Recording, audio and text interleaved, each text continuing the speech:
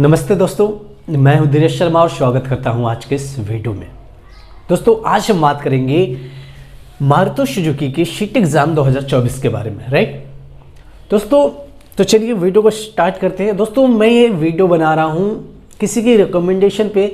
उन्होंने मुझसे रिकमेंड किया था, मतलब कि रिक्वेस्ट किया था कि एक वीडियो आप बनाइए, मतलब सभी शीट एग्ज़ाम के वीडियो बनाइए। तो एज ए टीचर मैं वीडियो बना रहा हूँ क्योंकि मुझे भी एग्ज़ाम देना है। तो एज ए स्टूडेंट्स भी हूँ, मतलब मैं एक स्टूडेंट्स भी हूँ और एज ए टीचर अभी मैं आपको पढ़ा रहा हूँ, तो आप समझिए, ठीक है, नॉर्मली। ओके, तो चलिए, तो सबसे पहले तो मैं कुछ चीज़ें आपको बताना चाहूँगा कि एज ए टीचर की सबसे पहले अगर आप तैयारी कर रहे हैं किसी भी एग्ज़ाम की, नॉट फॉर ओनली कि मारुति का सिटी एग्ज़ाम हो, किसी भी एग्ज़ाम के, तो आपको स्पेसिफिक पढ़ना पड़ता है। जैसे कि सिलेबस वाइज पढ़ना पड़ता है, वो चीज़ें ना पढ़ें जो आपको पूछा ही नहीं जाएगा, राइट। सो जहाँ तक मुझे जानकारी है कि सिटी के एग्ज़ाम में बेसिक लेवल की मैथ सब कुछ बेसिक लेवल की ही पूछी जाएगी, ठीक है। कोई जीके जीएस तो पूछा नहीं जाता इसमें, तो उतनी बहुत हार्ड भी नहीं है। तो चलिए, तो इसीलिए पहले हम देख लेते हैं कि सिलेबस क्या है, ठीक है। सिलेबस क्या है इसका, तो सिलेबस में आपका पूछा जाता है एप्टीट्यूड, ठीक है। एप्टीट्यूड पूछा जाएगा, फिर आपका मैथ्स पूछा जाएगा, ऑलराइट, मतलब मैथ तो एप्टीट्यूड में ही आ गया ना। टेक्निकल से पूछा जाएगा, ठीक है, टेक्निकल। और उसके बाद अबाउट मारुति के बारे में पूछा जाएगा, ठीक है, अबाउट मारुति। एंड एक बच गया आपका साइकोमेट्रिक, ठीक है, साइकोमेट्रिक। ये 4 पूछा जाएगा। इसमें बिहेवियर भी रहता है, ठीक है, बिहेवियरल, और इसमें भी जनरल अवेयरनेस रहता है, ठीक है। तो ये पूछा जाए। तो आज हम पढ़ेंगे एप्टीट्यूड में मैथ पूछा जाएगा, ठीक है। एप्टीट्यूड का मतलब क्या होता है कि इसमें आपका मैथ भी आ जाता है। तो मैथ में हम पढ़ेंगे आज प्रॉफिट एंड लॉस। तो वो चीज़ मैं आपको बता रहा था कि आप सिलेबस वाइज तैयारी कीजिए, ठीक है। तो चलिए आज प्रॉफिट एंड लॉस पढ़ते हैं हम। और इस वीडियो के माध्यम से दोस्तों प्रॉफिट एंड लॉस जितने भी क्वेश्चन मैं कवर करूंगा उतना से ज़्यादा आई होप नहीं आने वाला है सीटेट एग्जाम में। तो मेरा आपसे रिक्वेस्ट है कि इस वीडियो को पूरा देखें और नोट करें और इसको पूरा आप समझ जाए वीडियो को, ठीक है। अब तब आप क्वेश्चन का प्रैक्टिस कर सकते हैं खुद से क्वेश्चन लेकर के। ओवरऑल मैं तैयारी करवा रहा हूँ, ठीक है। जैसे कि क्वेश्चन का प्रॉफिट एंड लॉस हम लिख देते हैं, प्रॉफिट एंड लॉस आपका टॉपिक है। तो चलिए, प्रॉफिट एंड लॉस में सबसे पहले आपको चीज़ें जानना जो जरूरी है बिजनेस के लिए, ठीक है। पहले कि प्रॉफिट क्या होता है, तो आई होप आपको पता होगा। लॉस क्या होता है, सीपी क्या होता है, एसपी क्या होता है, ठीक है। प्रॉफिट वो होता है जिस दाम पे वस्तु बेचा जाता है, ठीक है, उससे अधिक में, अगर जिस दाम पे वस्तु खरीदा जाता है उससे अधिक में बेच दिया जाता है तो प्रॉफिट हो जाता है, मतलब मुनाफे को प्रॉफिट बोलते हैं। लॉस जिस दाम पर वस्तु बेचा गया, जैसे 30 रुपये खरीदा गया है और हम उसको 20 रुपये में बेच दें, तब यहाँ पे लॉस हो जाता है, उसको लॉस बोलते हैं, ठीक है। सीपी क्या होता है, कॉस्ट प्राइस होता है, कॉस्ट प्राइस। एसपी क्या होता है, सेलिंग प्राइस, ठीक है, या प्राइस बोल सकते हैं। ये चीज़ हो गया, मतलब जितने में वस्तु खरीदा गया उसको सीपी बोलते हैं, यानी कि हिंदी में क्रय मूल्य बोलते हैं। और जितना में बेचा गया यानी एसपी, विक्रय मूल्य। ऑलराइट, आई होप आपको समझ में आ रहा होगा, ठीक है। ये चीज़ें है, तो ये चीज़ आपको जानना जरूरी है। मैं तो बता दिया, वैसे आप जान ही रहे होंगे, ठीक है। ओके, ऑलराइट, आगे बढ़ते हैं। तो अब आगे बढ़ने के लिए आपको 2 पॉइंट समझना जरूरी है, ठीक है, क्योंकि ये आपका स्तंभ है प्रॉफिट एंड लॉस का, ठीक है। तो देखिए, पहला 2 टाइप्स के क्वेश्चन आते हैं। यदि आप इस चीज़ को समझ लेते हैं तो आगे आपको क्वेश्चन को समझने में, बनाने में, सॉल्व करने में आसानी होगी, ठीक है। तो देखिए, एक होता है अमाउंट का केस। प्रॉफिट एंड लॉस में जो क्वेश्चन आते हैं मैक्सिमम 2 प्रकार के ही क्वेश्चन आते हैं, और दोनों प्रकार के हम क्वेश्चन को समझने वाले हैं ताकि आपको मदद मिले सॉल्व करने में। तो एक अमाउंट का केस होता है, मतलब अमाउंट उसमें दिया रहेगा, जो भी क्वेश्चन में वो अमाउंट का केस हो जाएगा। एंड फिर कि भाव का, सेकंड थिंग कि भाव का केस रहता है। अब समझिएगा, ये मैं आपको क्यों बता रहा हूँ, आपको आगे समझ में आएगा। ऑलराइट, तो अमाउंट का केस में जिस भी क्वेश्चन में, समझिएगा, जिस भी क्वेश्चन में रुपए के बारे में पूछा गया, क्वेश्चन में कहीं भी ओवरऑल, तो वो अमाउंट का केस हो गया, रुपए का केस हो गया, ठीक है। और जिस भी क्वेश्चन में अमाउंट के बारे में नहीं बात किया गया हो उसको भाव का केस बोलेंगे। इसलिए मैं बता रहा हूं क्योंकि भाव का केस में फॉर्मूला अलग लगता है और अमाउंट का केस में फॉर्मूला अलग लगता है, और आप दोनों के केस में कहीं भूल ना जाए फॉर्मूला को लगाना, इसलिए ये आपको चीजें बताना जरूरी है। क्वेश्चन को रिकॉग्नाइज करना बहुत जरूरी है, ठीक है, जो भी क्वेश्चन हो। आगे चलिए मैं आपको दिखाता हूँ क्वेश्चन कैसे कैसे रहता है। तो चलिए आप समझ रहे कि जिसमें पैसा की बात किया गया, भाई सिंपल अमाउंट का केस है। जिस क्वेश्चन में पैसे के बारे में बात ही नहीं किया गया हो उसको भाव का केस बोलेंगे। जैसे भाव का केस हम ले लेते हैं, ठीक है। भाव का केस में मान लेते हैं कि राहुल है, एक व्यक्ति है, ठीक है, ओके।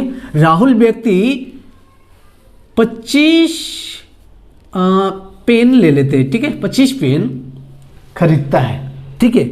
मैं ये भाव का क्वेश्चन ले रहा हूं, अब समझिएगा, इसमें पैसा नहीं आएगा कहीं भी। राहुल 25 पेन खरीदता है, मतलब ऐसे समझ लीजिए, राहुल का 25 पेन का क्रय मूल्य 35 पेन के विक्रय मूल्य के बराबर है। समझ पा रहे हो? सीपी मतलब क्रय मूल्य मतलब जितना में खरीदा है, यानी कि 25 पेन खरीदा जितना में, ठीक है। अब उसके लिए क्या दिया, वो पैसा दिया है या फिर उसके बदले मान लीजिए पेन खरीदा है तो कॉपी दे दिया है, कुछ भी हो सकता है अदरवाइज, ठीक है, और कुछ भी हो सकता है, लेकिन यहाँ पे पैसा बोला नहीं है स्पेसिफिक, ठीक है। तो क्वेश्चन पूरा आप ये समझ लीजिए कि क्वेश्चन मैं आपको दिखा दूंगा, मैंने लिख कर रखा है, ठीक है। तो 25 पेन, ठीक है, 25 पेन है, तो 25 पेन जितना में खरीदा उतना ही में 35 पेन बेच दिया। समझ में आ रहा है? मान लीजिए, अब मैं आपको समझाने की कोशिश कर रहा हूँ, रुपए के बेसिस पे मान लीजिए 10 रुपये में 25 पेन खरीदा, फिर 10 ही रुपये में 35 पेन बेच भी दिया, तो इसका लाभ हुआ या हानि हुआ? भाई इसको हानि हो गया। मान लीजिए 10 ही रुपये में 25 पेन खरीदा और 10 रुपये में कितना बेचा भाई? 35 रुपये बेचा। तो 35 रुपया जब 35 पेन बेच दिया 10 ही रुपये में, तो हानि हो गया ना 10 का हानि हो गया। सिंपल, मैं इसमें रुपए की बात कहीं नहीं किया गया है, लेकिन मैं आपको समझाने के लिए ये बता रहा हूँ। तो इसमें रुपए की बात नहीं किया गया, इसका मतलब का दैट मीन्स कि ये भाव का केस है। अब इसको सॉल्व कैसे करेंगे? भाव का केस में हमेशा देखिएगा, भाव का केस में फॉर्मूला होता है, यदि लाभ है तो लाभ बराबर, अगर लाभ है तो ऊपर में लाभ लिख दीजिए, बटा में HP इंटू 100। ये हो गया भाव केस में। अमाउंट का केस में क्या होता है कि लाभ है तो लाभ,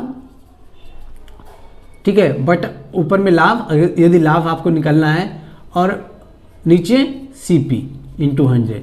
बस इसी चीज को मैं आपको समझाने के लिए ये दोनों बताया था, ठीक है, ताकि आप क्वेश्चन को जब आसानी से समझ जाए तो फॉर्मूला आप यूज कर सके। बस SP और CP को ध्यान में रखना है, ठीक है। LP तो नहीं पढ़ा रहा है, ये CP है, ठीक है, CP को ध्यान में रखना है। तो अब ये भाव का केस है, तो हम इसको लगा देंगे SP को नीचे, फॉर्मूला पे यूज होगा, ठीक है।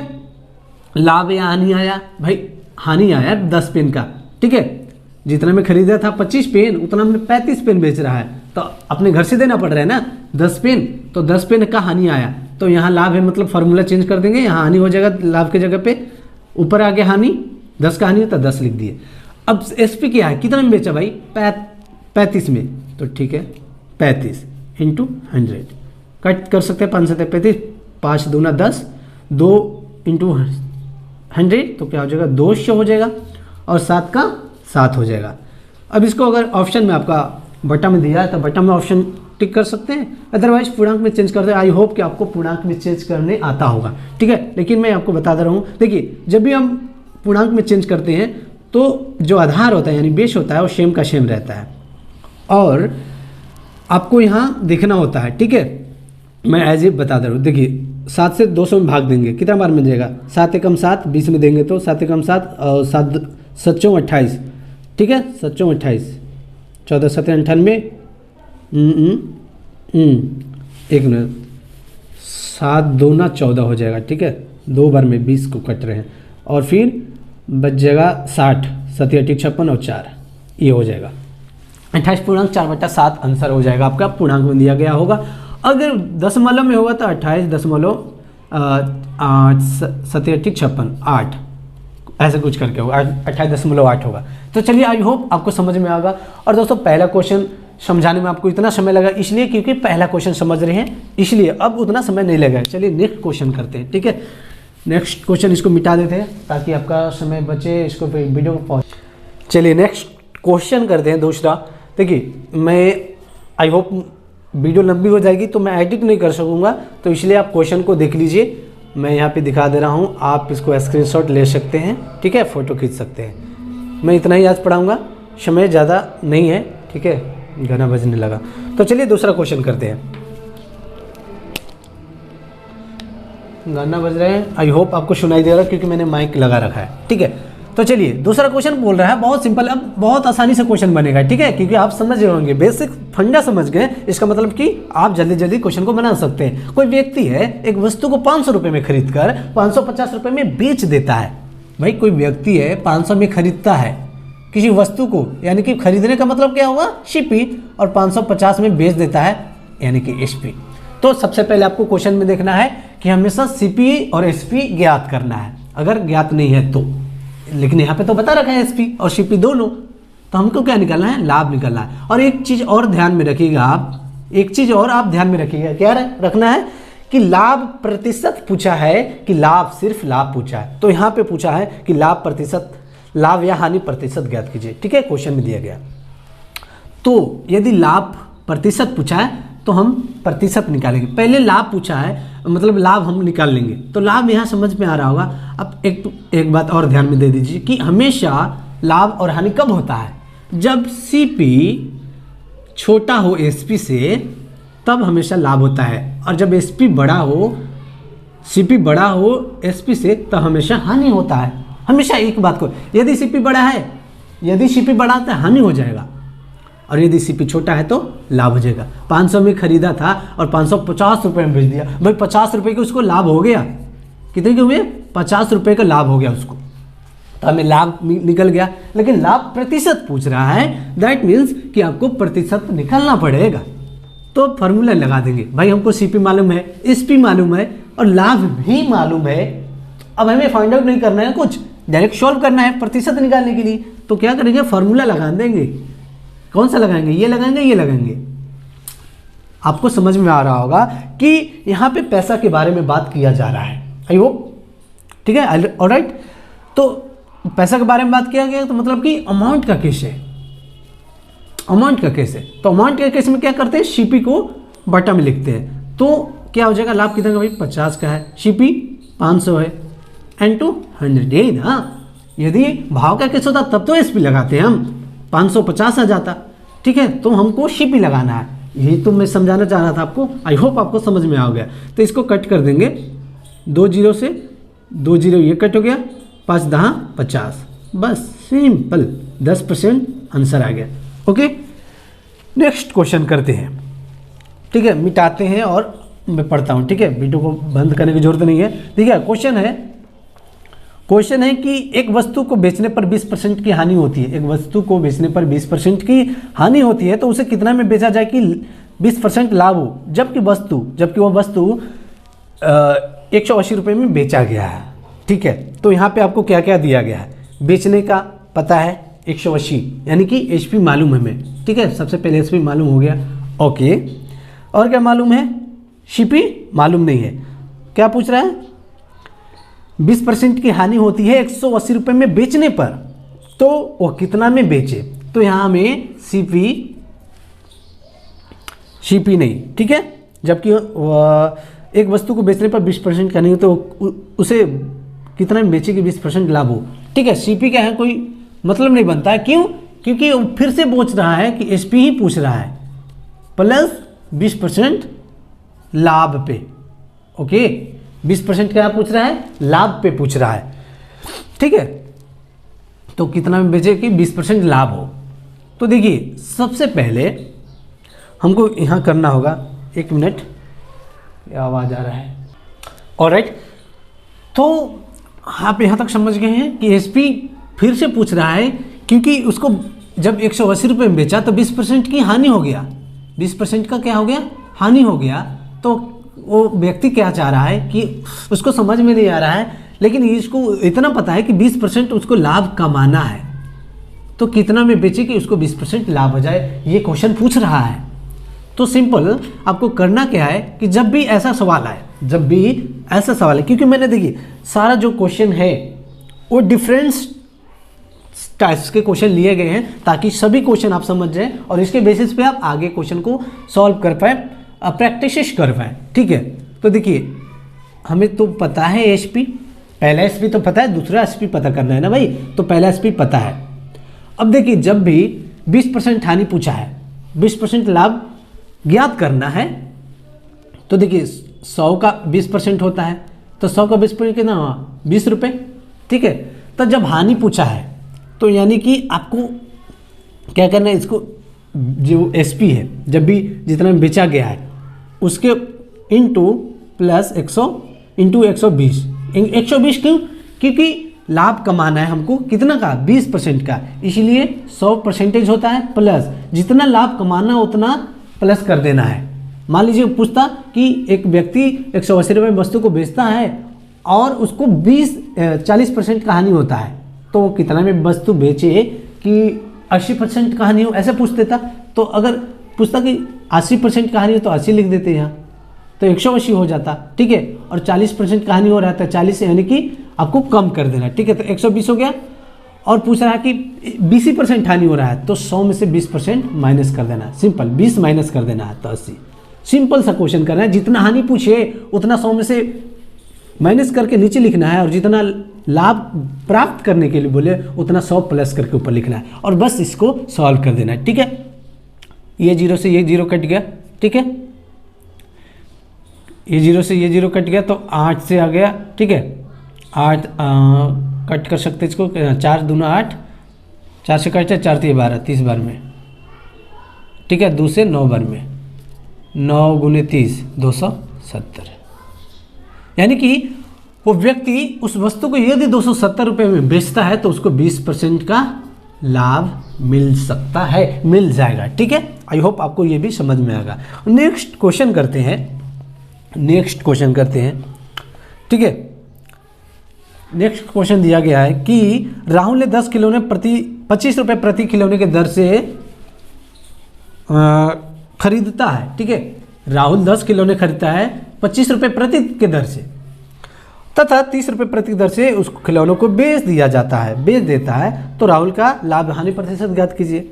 समझिएगा, राहुल है, ठीक है, क्वेश्चन में तो चेंज नहीं कर रहा हूँ, क्वेश्चन नंबर 4 है। ठीक है, राहुल 25 खिलौने नहीं 10 खिलौने 25 रुपये प्रति दर से खरीदता है, 25 रुपये प्रति दर से ना, प्रति दर से, तो यानी कि एक खिलौने का दाम कितना हुआ, एक खिलौने का दाम कितना हुआ 25 रुपये, तो 10 खिलौने का दाम, तो 10 से गुना कर देंगे 25 में 250, तो 250 में क्या हुआ, ये हमारा सीपी निकल के आ गया, 250 में खरीदा। ठीक है, खरीदता है 250 में, तथा 30 रुपये प्रति दर से बेच देता है, यानी कि एक खिलौने का दाम 30 रुपया, तो 10 खिलौने के दाम 300। ठीक है, ये हो गया हमारा एसपी निकल के आ गया। समझ पा रहे होंगे आप, क्योंकि पूछा गया कि एक खिलौने का मतलब कि वो खरीदता है 25 रुपये दर से 10 खिलौने, तो एक खिलौने का भाई 25 रुपये हुआ, तो और 10 खिलौने के 250 हो गए। यानी कि अब ऐसा क्वेश्चन भी दिया सकता था, लेकिन ये घुमा कर पूछा है। क्यों ऐसे दिया जा सकता था, कैसे दिया जा सकता है कि राहुल एक खिलौने को 250 में खरीदता है तथा 300 में बेच देता है, तो उसको लाभ प्रतिशत हानि ज्ञात कीजिए। ठीक है, ऐसे पूछता है, लेकिन आपको घुमा के पूछा गया है ताकि आपको सीपी और एसपी निकालना पड़े, तो हमको निकालना पड़ा यहाँ। ठीक है, तो चीज़ जो पिछला क्वेश्चन किया था सेम वैसा ही, लेकिन थोड़ा सा घुमाया था, तो हमें सीपी मालूम चल गया, एसपी मालूम चल गया। अब लाभ ज्ञात करने की, लाभ है कि हानि है पता नहीं चलेगा, क्या करना है, हमेशा देख लेंगे सीपी छोटा है या बड़ा है। भाई सीपी छोटा है, जब हमेशा सीपी छोटा होता है तो लाभ होता है, तो लाभ क्या होगा, कितना का डिफरेंस है, 50 का, भाई 50 का लाभ हुआ। ये तो रुपए में हो गया ना, लेकिन प्रतिशत में पूछा है, तो क्या करेंगे, लाभ बटा में CP, रुपए का केस से ध्यान रखिएगा हमेशा, रुपए के केस में, रुपए पूछा है ना 20% की नहीं रुपए 25 रुपये प्रति किलोमीटर की दर से पूछा है, तो हमेशा क्या हुआ, लाभ ही हुआ, मतलब कि CP आएगा प्रति पैसा के लिए पूछा है तो CP गुना में 100। लाभ क्या है भाई, 50 रुपये का लाभ है, CP क्या है 250 है, इंटू 100 शो ये 0 से ये 0, 50 25 5 बार में, 5 से 20 बार में, तो 20% आंसर आ गया। क्या आ गया, 20% आंसर आ गया, 20%। ठीक है, तो क्या पूछा था क्वेश्चन दर से, तो राहुल का लाभ प्रतिशत 20%। ठीक है, नेक्स्ट क्वेश्चन करते हैं। ठीक है, ये थोड़ा मैंने अलग क्वेश्चन सा लिख दिया है, इसको मैं अलग वीडियो में करूँगा, 20 मिनट हो ही गया है। चलिए, ये तो जितना मैंने क्वेश्चन लिखा था हो गया, थोड़ा सा क्वेश्चन मैं आपको एक दे देता हूँ। ठीक है, इसको मिटा देता हूँ। ठीक है, क्वेश्चन आपको मैं देता हूँ बनाने के लिए, आप कमेंट में कीजिएगा। ठीक है, मान लीजिए मैं